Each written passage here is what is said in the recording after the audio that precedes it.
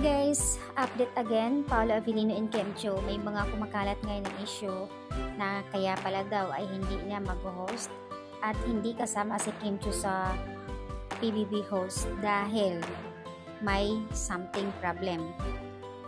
At ito ay kumakalat na nga sa social media pero hindi nila masabi kung anong dahilan. Kasi kaya naman, ito kasi ang katotohanan talaga. Dahil nagsimula na nga ang Pinoy Big Brother, nagbukas ng ambahan ni Kuya. So, which is wala si Kim Cho. Alam naman natin lahat, sa lahat ng mga solid Kim Pao fans na si Kim ay busy nasa California kung saan ay nag-promote sila sa kanilang movie. At pagbalik nila, again, pupunta na naman sila sa probinsya, SM, kung saan dahil patuloy ang kanilang pag-promote para sa kanilang movie ng My Love Will Make You Disappear kung saan ipapalabas na nga sa March 26. And then sa 28 naman ay sa 2029 ay nasa US. Yung mga haka-haka ng iba na sinasabi pa na hindi na pabilang si Kim bilang host ng PBB. Kasama po siya. Kasama pa rin siya sa pag-host doon sa Pinoy Big Brother.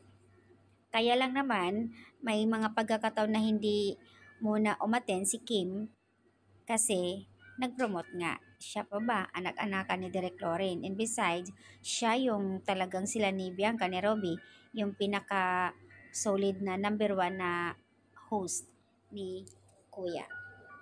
Busy na kasi si Kim sa pag-promote ng movie nila. Hamak na more than 30 country ipopromote nila ang My Love Will Make You Disappear. So, host pa rin si Kim. Huwag naman kumakalat ng iba fake news na sinasabi hindi na, inalis na ni Kuya, kay Kesyo di umani ganito, ganyan. Huwag naman po ganon. Nako, nag-announce na sila ng mga host. Kasali si Kim kaya. At ipinost na rin kumakailan lang. Ay nako, kasasabi lang ni Pinoy Big Brother na kasama si Kim. Marami na talagang gustong maninira kay Kim Cho. Bakit kaya? So, ayan guys ang update.